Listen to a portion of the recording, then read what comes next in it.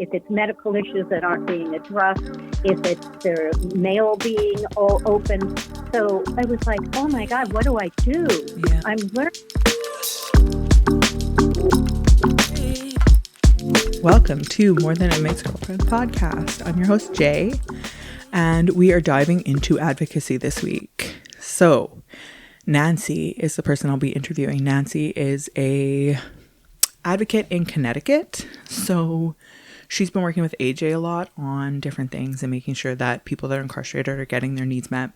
And she started an organization. So let's learn about how she did it, where her background is, why she's doing it. So many questions, but it was a really great conversation. So I hope you guys like it. This is going to be a short and sweet intro. For those of you that know or don't know, AJ and I started the More Than Inmate's Girlfriend gift catalog. So if you want your loved one to receive a gift catalog so they can purchase gifts for you, then you can send one for free. Just go to morethaninmatesgirlfriend.com and click buy and enter the code JANDAJ, JAEANDAJ, and it'll be free. We care about their shipping information. We don't really care about yours. So please get that going. They should be going out at the end of this month. So we're very excited about that and being able to support the incarcerated community and their loved ones in a more affordable manner than we've seen before. As always, if you're enjoying the show, please like, share, follow, because the more people that get to see it, the more change we can affect. I think that's it. That's all I got for you this week. So enjoy the episode with Nancy and let me know what you think. Take care, guys. Bye.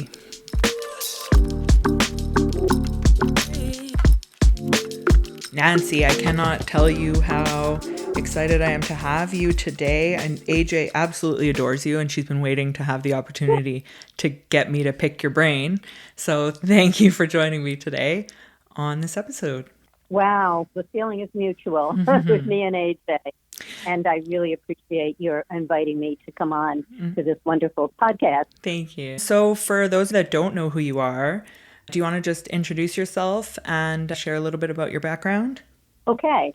So my name is Nancy Peters, and I'm from the East Coast. I'm from actually Long Island, and I ended up here in Connecticut by way of Illinois, Colorado, Thailand, Wow. and Washington State. So I've been around a lot, but right now I live in Connecticut. I have two grown daughters. One of them lives in Morocco and one lives in Denver.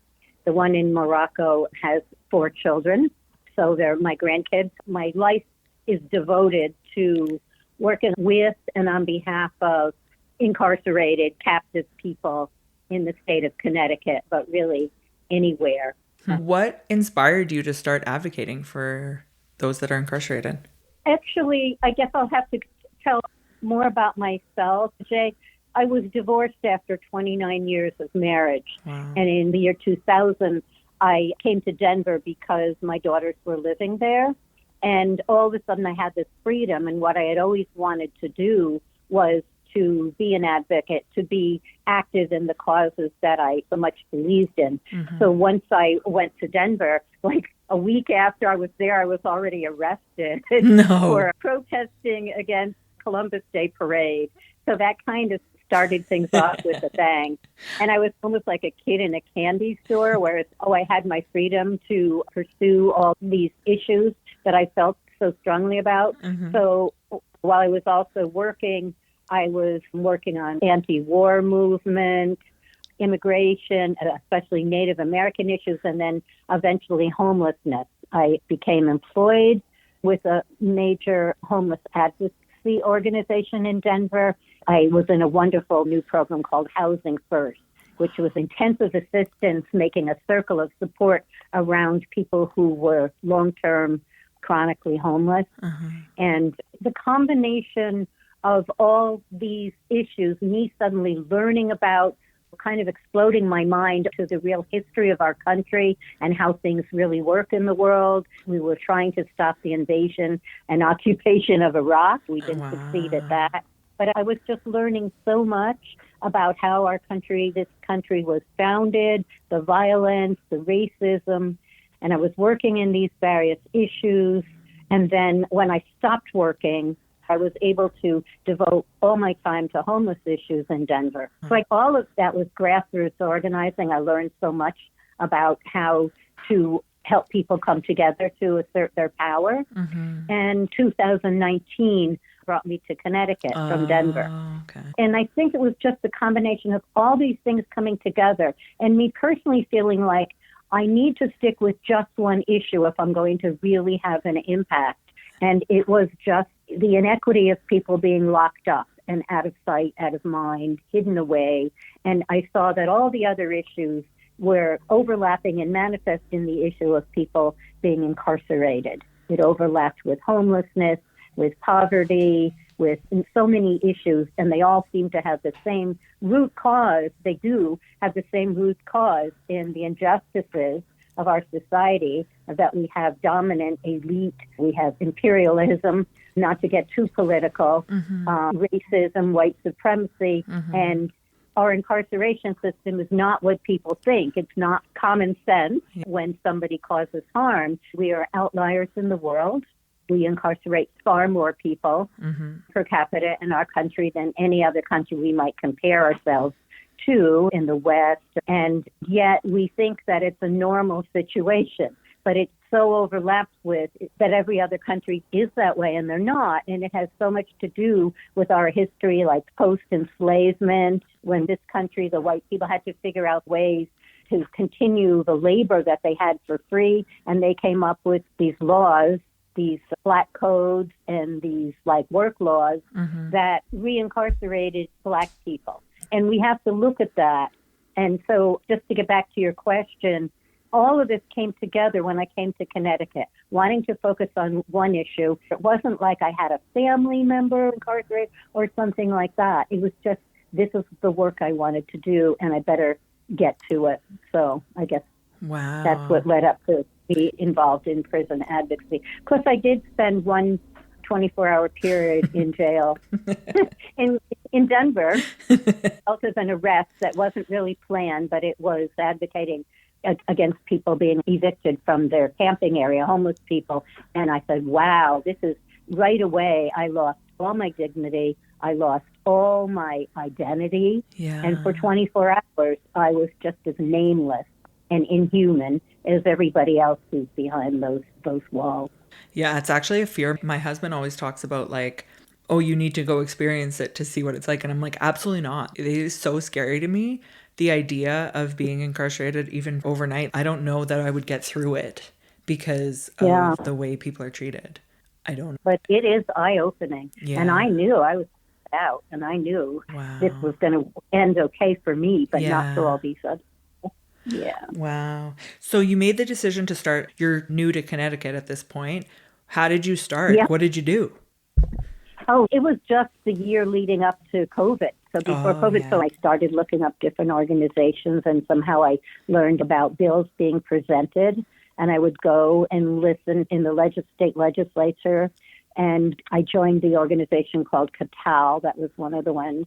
And I kind of worked with another organization called Stop Solitary, which still exists, and CATAL isn't quite in its same format as it was. But in the course of doing all this, learning more, meeting people, going to meetings, going to the legislature, I met up with a woman who had spent over 20 years in the only women's prison in Connecticut, the York Correctional. And she asked me to help her and a colleague of hers start an organization that would have been like a support group for people who would come out from prison. And she said, hey, Nancy, do you want to write to some of my friends who are still at York? And I said, sure. So she gave me 10 names, and I wrote letters to them. And so that's how that all began. Wow. And then some of them would say, well, my friend would like to write to you. So my list expanded a little bit. And then the messaging system was implemented here in Connecticut. And all of a sudden, I was getting a lot more people that wanted to be on my list to message me and to write to me. And by then, I started asking for their testimonies for bills. And I would tell them which bills were coming up. I would have to write messages like copy, paste, one after another to all the people on my list. And then they would send me testimonies, and I would submit them, written form, and I would be testifying for bills, especially second chance bills, second look bills. And I got busier and busier, and then people would write to me, not just about that, but they'd write to me about everything that was going on, and I would tell them what I knew. And at some point, I said, hey, do you women know any men behind the walls? And they all did. Many did. Yeah. And so that was the great leap forward to my writing to so many more people through e-messaging. And it was like 50 people. And then all of the men, they would all say, oh, please write to this one out when he has things he wants to tell you. He wants to be kept in the loop. And by now I have over 300 people. Wow. And I have to ignore lately when people ask me to add their friends because I can't keep up. Yeah. That's kind of a trajectory. Every day I get messages, as you can imagine, and I never know what's going to be about. Maybe I've asked for information and that's replying, but it's often whatever it is they're going through.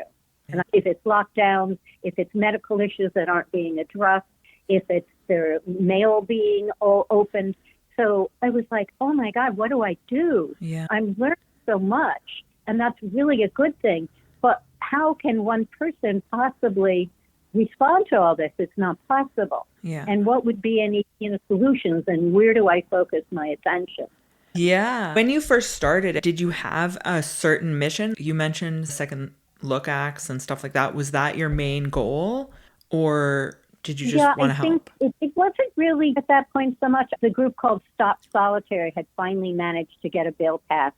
That was around the time I was involved to severely curtail solitary confinement. And it was called the Protect Act. And it said that incarcerated people all had to have at least 5 hours out of their cells every day. Oh, nice. And supporting that, it was basically what came up legislatively. And it tended to be more a juvenile bill to get people out when they were young, because they were young when they caught their case. Yeah. Or the bills tended to focus around second look situations. But it wasn't that I had carved out any particular area. It was more whatever I saw people were bringing up and what seemed to be the need. So it was a little bit all over the place, I think. And what would you say were the biggest gaps in the system? Okay. So, yeah. So to continue towards that, maybe a year down the line from when my list kept expanding so much. And it's, what am I going to do with all this? How do I make a difference? Because I see that there are huge issues around medical care, huge inadequacies, negligence, people not getting the attention they need until their issues became so bad, when if they'd been caught early, if the staff had responded timely. Yeah. Somebody's foot amputated or cancer handled early, things like that. When I hear about all those things, and then I hear about mental health issues and the lack of therapists to help people and people that stand up for their rights and the rights of those around them, and then they're retaliated against through beatings, solitary transfers, so many issues were coming my way. And that's when I started saying, I need to form some sort of organization. So when you asked me about gaps, what I saw was the gap is that I would present testimony before the legislator, for the legislators to read. And I would testify, and it was all very moving. The stories were gripping. Yeah. And yet didn't make the difference. The bills would get ignored. They might not even get out of committee. They didn't make it to the finish line. And so it just seemed what was really missing was people united so that collectively would have power. Yeah. So that the legislator, the governor, the state could not ignore these issues. Power never granted anything without a demand. So what was missing was this united front. So that's when I started trying to figure out how to fill that gap, which to me was people inside would organize themselves, given all of the barriers. Yeah. And then people on the outside, I'm going to start this organization, Brothers and Sisters United in Action. And this is fairly new. And so this was about a year ago. I started talking to people about it, trying to lay the groundwork, which was talking to people inside, because I had correspondence across at least 6 different prisons. And so telling them about it in ways that wouldn't get them in trouble. Yeah. And to see who's interested and what do they want to do and who might be leaders or spokespeople. And I started asking all of my correspondents inside if they had loved ones on the outside that would like to be in contact and help with what we're doing. And so many people shared their loved ones, their spouses, partners, parent, mother, friends. And so that was how I started growing the organization on the outside. I was trying to make the foundation of the basis be loved of incarcerated people. And my idea is that those people are communicating even through visits. Visits are less monitored. Yes. And so the best thing might be if people on the outside are visiting and then they're coming back and reporting. So that's what I'm trying to create here. And in fact, we're having our first meeting tomorrow night of people on the outside organizing themselves, people on the inside trying their best to organize themselves to the extent they want to. And then this organization, brothers and sisters, taking direction from those inside to determine how we will act on the outside, what issues we will focus on. And what was your experience with the loved ones? I know the guys on the inside, I'm sure, are very excited about it and would do a lot to help you. In my experience, I find the loved ones on the outside are, I don't want to say beat down by the system already, but I find it a lot harder to recruit loved ones to participate. Did you find you had trouble getting people in on this? Yes.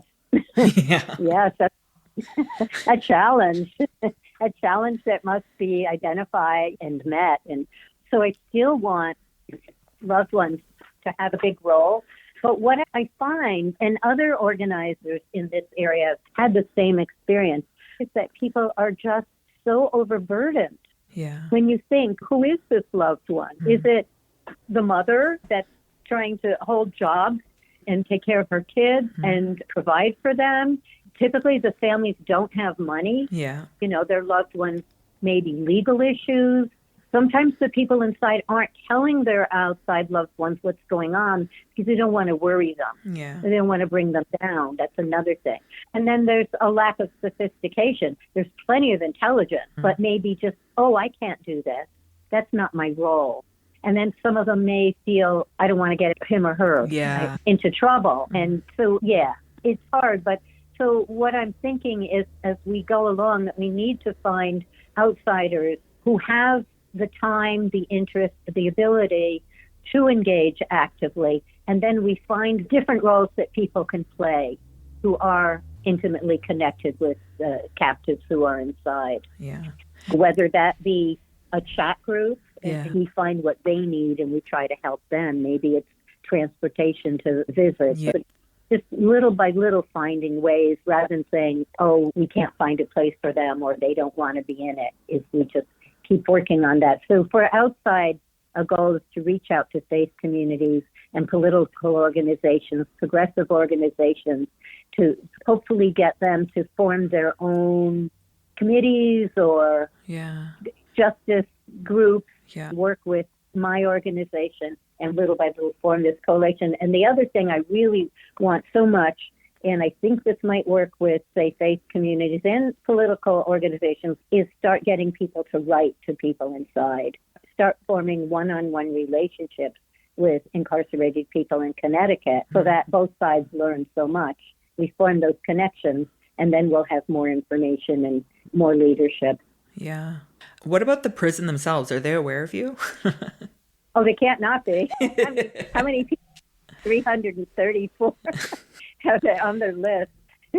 Although I have to say that my messages are getting flagged and held back a lot less lately. And that might just be I've gotten more sophisticated about what words not to use. Right. And they may have put more staff on to review these messages or the flags, because it used to be ridiculous. It would be a month before I would get a message when it was supposed to be like within a minute. Yeah. But they can't not be aware of me. Okay. But I figure, well, we've got to move ahead. And we're not doing anything illegal. And I do my best not to use anybody's name or to keep it pretty safe. So you haven't had any So direct conversations with the prison? I've had lots of conversations, a lot of interactions, because people write to me and they say, oh my God, this medical thing, my foot is killing me, or I have cancer and I have to ride this very uncomfortable truck. And for various reasons, I'm emailing or calling wardens. We only have one state ombuds person overseeing. Yeah. I'll be in touch with him. I'll be in touch constantly, mostly through emails with the central office of the Department of Correction. So I have that. But that's why I'm so excited to have meetings now. I want to see who will go with me as a group to talk to the commissioner of Department of Corrections, to talk with the warden. Yeah. So you're not alone. That's right. So yes, I've had a lot of interactions with prison officials, but not really in any kind of collective way, like speaking for the organization or for incarcerated people in general. Wow. But that's definitely on the horizon. Yeah. That's exciting. You must be so excited about that. What would you say to people that are afraid of getting involved because of backlash and the fear that their loved ones could get in trouble or could affect their loved ones in a negative way that are incarcerated? Oh, yeah, that is such a good question.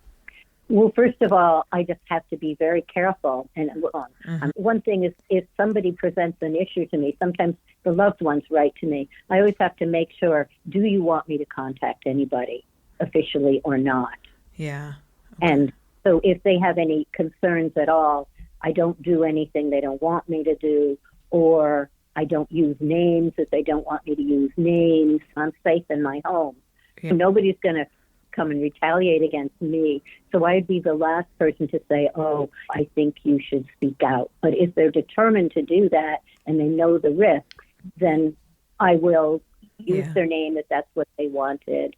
Yeah. And then I've had mothers outside contact me and say, please don't use my son's name. I'm so afraid this will jeopardize his chances, or they'll retaliate against him. He's taking care of dogs and he loves it, and they're going to take that away. And sure enough, they did. I don't even remember if it was because of anything. But yeah, I mean, they're all legitimate concerns, but everybody's got to decide where they want to be in this. That's their choice. I'm also curious about, because I've come across this in my own stuff, is that I don't know how to say this without being mean, but sometimes someone who's incarcerated will say something, and I don't want to say lie or exaggerate a situation, and then we only get that one side, and then you find out maybe it's not the whole story. Does that happen to you often? It sure does. Hi, I'm AJ, co-host of More Than an Inmate's Girlfriend podcast. If you love someone who's incarcerated, you already know this truth. The distance isn't just physical. It shows up in the small moments, birthdays, holidays, the random days when you just need to feel remembered. One of the hardest parts is knowing that the person you love often wants to show up for you, but doesn't have the ability to do it in the ways most people take for granted. That's why we created the More Than an Inmate's Girlfriend catalog.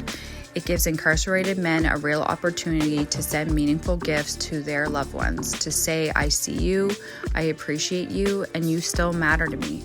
Right now, you can send this catalog to your person for free. Go to morethananinmatesgirlfriend.com, click buy it, and enter the code JANAJ. That's JAEANDAJ. This discount won't last forever, so head to the website now and get your free catalog while this offer still stands, because love shouldn't disappear because of incarceration, and connection shouldn't be something you have to fight this hard to keep.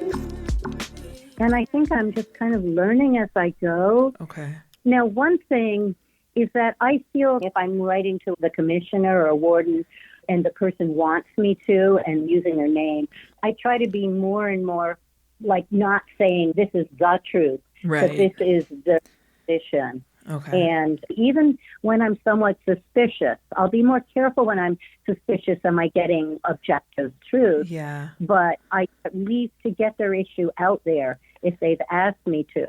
Okay. I try to just take what they present to me. Okay. And not judge it, but just make sure it gets across to the leadership. Okay. It's hard because I find myself more and more having these judgments within myself, like, oh, I'm not so sure about this person. Yeah. They probably do perceive this, but how accurate is it compared to others that I get to know and feel, oh, yeah, absolutely, I can trust this. Yeah. We find it too, and I find it too, that there's oftentimes like, well, what's the whole story here? I feel like I'm missing a part. And sometimes I find it's like a mind mess because I've been in situations myself where this really is the whole truth. Like, I'm really telling you the whole truth. And it just sounds so exaggerated that you're like, this can't be the whole truth. And I'm like, no, it is. It is. And I have to remember points of view, too. Like, depending what your point of view is, you tend to look at the people who are incarcerated suspiciously. So there's this whole aura, this whole halo effect. So I have to remember that because I may get from the officials the sense that they don't really believe it. Yes. Well, you need to check it out because there's a completely different perspective depending which side you're on, which side of the wall, if you're an oppressor or the oppressed, as to how you view the situation. But I hear from people constantly, and when I hear the same thing from so many different people, that tends to put so much more truth into it. Right. Yeah, like certain officers, COs, guards, that their names keep coming up and how disrespectful they are, or even not doing their jobs or being violent. And you keep hearing it. And administration may tend not to believe some of this, but you hear it over and over again. Yeah. I'm curious about your experiences with the ombudsperson because for me personally and people that I know, we've struggled with the ombudsperson in Nebraska. Would you suggest people communicate with them if they have a problem? Oh my God, Jay, what a question. What a big question. Because I could spend the entire time talking about that. So just really quickly, the background is the PROTECT Act that I mentioned that got passed.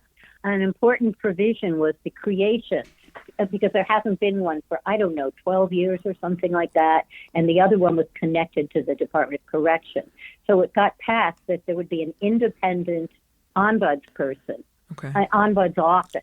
And so then there was a whole procedure laid out in the law, the new law, of how that person would be selected and then how they would operate. So it took well over a year to get an ombudsperson in place. And it was a whole upheaval because they followed the process and a committee was formed and they recruited and they ended up with 3 people that they rated number 1, 2, and 3. And the first 2 were activists on behalf of incarcerated people. Oh, wow. And he had no kind of experience at all. He doesn't have any kind of a budget that allows him to do much of anything. And so people are not happy with him because he doesn't really get much time to be with them. People are always writing to me and saying, please tell the ombuds this and that. And I do, but I know that he's so overburdened and there's varying opinions about whether he's doing his best or he's not doing his best. But it was a position that was set up to fail. So he managed to get some more money, and he's now hiring a staff of, I think it's 4 people under him, which will be a lot better when it finally is in place. Yeah. But if you don't have the human resources, the staff to do these things, then you're not going to succeed. He's supposed to do a report on how DOC is handling healthcare in December, and he's supposed to handle everything. I know how he feels because I feel that way, and I don't have a position. I don't have any money. But I know how he feels when everything's coming at you at once and you're just one person. Right now, extreme cases, I can bring his attention, or people will go to him directly and they might get his attention. But for the most part, no. You're probably not going to get there because he's way overwhelmed. I don't know much about ours, but I know that they told Nick that if he's not being starved or beaten, that they can't really help. And I was like, okay, thanks. Oh my God. Well, that may be exactly how ours is operating, but he's just not being so blunt. He had to send out a message, and it came on all their tablets that said, till next September or August, this was around February, that I'm not going to be able to respond unless it's a real emergency, whatever that was. And it was the truth. Yeah. So AJ talks a lot about this Cheshire Correctional Institute. Yes. One of the biggest. Okay. And that there's a lot of stuff going on around there right now. Do you want to talk to us a little bit about it? Well, what's going on in Cheshire is going on in mostly the other prisons, too. Okay. There was a hunger strike. I believe it was at McDougall, which is another one of the biggest. Okay. But since the PROTECT Act was passed, the DOC, especially the guards, as I'll call them, have been very opposed to it. They didn't want anybody to limit how long they could keep people in their cells. So we believe they've come up with all kind of passive-aggressive ways to prevent people from being out of their cells 5 hours a day. And 5 hours isn't a lot to be out of your cage, right? No. Since then, there's increasingly been these lockdowns. And it will be like all summer. It'll be like Mother's Day, Christmas, they're closed for visits, and Thanksgiving. But all through the summer when the weather is nice, we'll have all these call-outs. Every weekend, people will be locked into their cells, which I call cages, because let's be real. Mm-hmm. And they'll be locked in 1 shift, 2 shifts the whole time, and they'll get out maybe an hour. And it's so oppressive. People can't help but have their PTSD levels increase. They can't help but fight if 2 people in a little cage and not getting out, maybe not even getting their showers. Wow. So all this came to a head, and a number of people told me, and they were going on hunger strike. I believe it started with 7 or 8, and then it was 10. And then at some point, 25 people. I was in touch with all of them. They were all striking and protesting the lockdowns, but other things too. Like they said, there was a rodent problem in the kitchen, that the food was terrible, that they didn't get fresh air, they didn't have legal materials. I don't have the list in front of me. But it wasn't so much coordinating, everybody speaking with one voice and submitting a list of demands that they'd all come up with together, but they were all experiencing similar things. And that's what was going on at Cheshire, but it's not that the same things weren't happening at other prisons, because they were. But we always waited. We thought it was going to then move over to McDougall, but as far as I know, it didn't. That hunger strike lasted it was an issue for maybe as much as a couple months. Wow. So we don't know to what degree. It's not like everybody was only water for all that time, and we have no way to know. But that was going on, and so that's in the back of my mind always as I move forward with this Brothers and Sisters organization. I imagine that it may come to where we're doing protests outside of various prisons at different regular basis, depending what people decide, how they want to approach the issues after we've tried talking to the powers that be. Mm-hmm. Because especially the lockdowns, because that affects so many people. They can't get out of their cells. They can't have visits, like all through the summer. Certain people that work during the week and come to visit their loved ones and be turned away. Yeah. That's really cruel punishment. But why is the prison continuously locking them down? What do you think the reason is? Oh, yeah, good question. We really need research, and I think the Ombuds committed to doing it. The guards and their union contract, which is up for renewal now, there is no contract right now, but the contract they were operating under allows them all these call-outs. And so if it's a nice day or a nice weekend, everybody's going to be in their cells because there's not enough staff. According to the rules, security and safety, there's not enough staff, officers out there. So they can call out and they can do whatever they want. Maybe and lately one of the staff got married, so they're out, or there was a funeral of somebody, all kinds of reasons that don't seem to make sense to us. And so the result is that people are locked in cages day after day. Wow. And not allowed visits, maybe not getting their showers in 3 days, and just nothing to do in there, depending.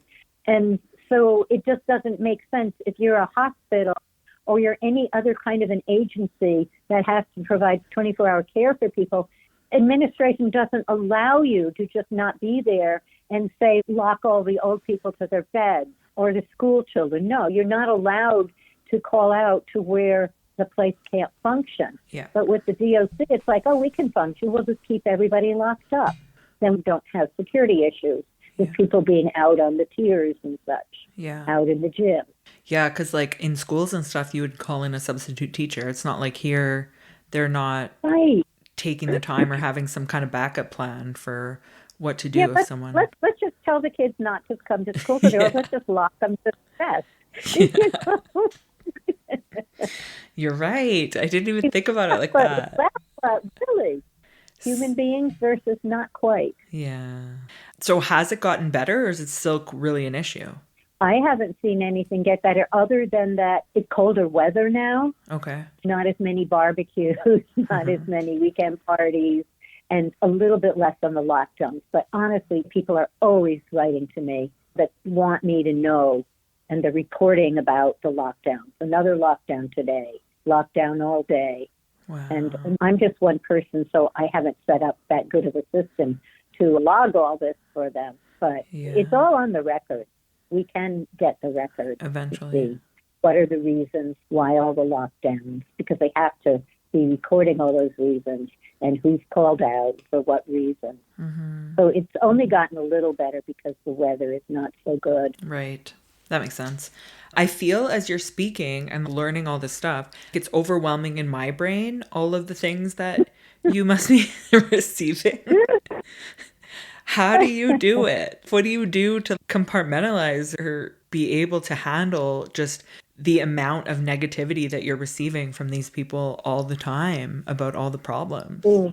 Yeah, wow, that's such a good question that it's good for me to think about, too. Yeah. I have a different sort of life than many people. Okay. I'm not really beholden to anybody else at this point in my life. And so I've dedicated my time to doing this. And so when things get really frustrating and depressing, say, well, if it's depressing to me, how is it to them? Yeah. I can manage it. Really? And it is hard because I am always on my computer. I'm always seeing these messages. And sometimes I just have to not allow myself to go to it. I also, several months ago, said I'm going to go and work out every day. I'm not going to say I can't do it because I'm too busy. I'm going to do that every day. And then I ended up forming a very close personal relationship where I speak with him every night. I can share with him and I don't feel quite so alone. And then I do try my best to find ways to take a break from it and also to say, oh, you can do this. It's important. And now we're going to get more reinforcements. We're going to organize and we're going to have other people help and just hang in there. Yeah, that's going to be so nice to get more help. Actually. I know I feel the same way and I don't get the same amount of correspondences as you do, but I feel like because it's so pressing because we're talking about people that I feel so much pressure to try and do more and think of new ways to do things, to try and get more attention or awareness. And it gets so overwhelming. And this past weekend, I went to visit some of Nick's extended family that lives near me. And I stayed at their house overnight. And it was so nice to not be near my laptop for 48 hours. It's just a break that you need. Oh, I didn't even realize. And then I came back and I was so exhausted. And I think it was just because I relaxed for 48 hours and then I slept for like 11 hours last night. And I'm like, wow, I really needed that. But we don't always recognize it because we're so blessed in a lot of ways that we're not in their situations. But exactly what you said, I experienced the same thing. And it's like almost an overabundance of ideas. And this is needed. Yes. And this could. Yeah. I'm literally writing down ideas as you're speaking about different things. I'm like, oh, I got to think. Because listening to you and your experiences, and I'm like, oh, wow. Just because it's constant in my brain, too. Yeah. It's hard, for sure. Oh, it is. Another thing that I thought was to do a documentary. Yes. And how I would love to bring people's voices out. And so another project is to contact the different universities. Yes. Because in Denver, we got a lot of mileage out of working with law classes. Yeah. I think that's an untapped resource. One of the things that in my head, because I have a lot of ridiculous things in my head, but one of the things that I was thinking of is because mental health is such a huge part of rehabilitation that is not getting addressed in any system that I know of, I feel like utilizing the students who are studying to do this and utilizing them in the prison systems to get that experience of working with different individuals, I feel like that would be cool. Yeah. I mean, it's better than nothing. The students would get a ton of like very heavy experience from talking to people who've probably been through hell, and that's why they are where they are. Yeah.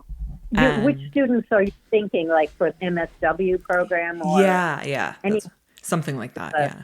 Someone who's going into Yeah, counseling therapy or even to run I'm group trying. classes or something. Yep. I just met with a woman who is a therapist and has developed her own program that she actually consults nationally within her little organization. But she's developed 3 classes that she is presenting at McDougall.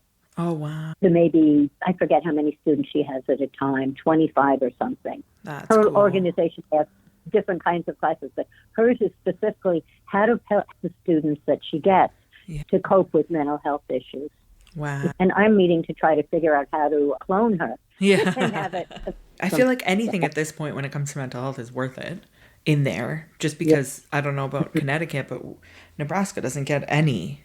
Nick begged for mental health services and they responded like, oh yeah, we'll get to you. And that was like 6 months ago. They still haven't gone to him. Yep.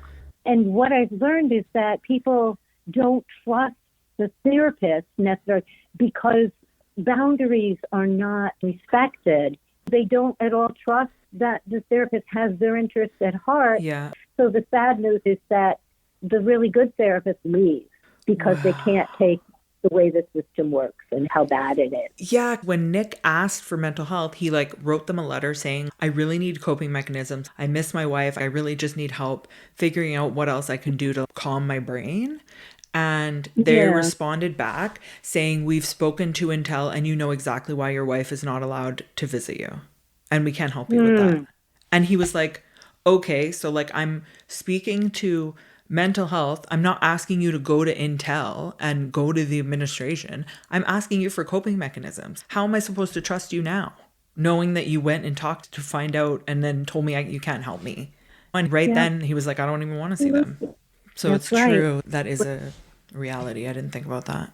And then when somebody says they have suicidal ideation, they want to hide that. They don't even want to express it because they're going to get the opposite of what they need. Yeah. They're going to be stripped and put into a padded cell, essentially, and not given any assistance, just really basically put into solitary. It'd be so much worse. And so they don't even share the fact that they're having mental health crises. Yeah. Yeah. So it's a bigger problem.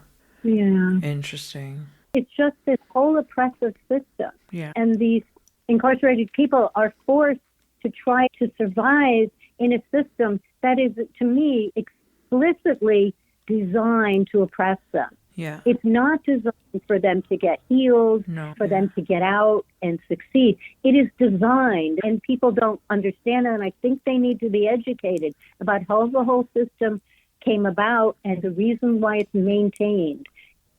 It comes from the top. Yeah. The officers are nasty and disrespectful and brutal. Not all, but enough of them, and they get away with it. Yeah. That's because that's the system that's been put out there, is to keep people down, to keep them oppressed, not to help them to succeed. There's more reasons, like you said at the beginning, about different reasons why incarceration exists. What was the whole point of it? How slavery is still in the 13th Amendment.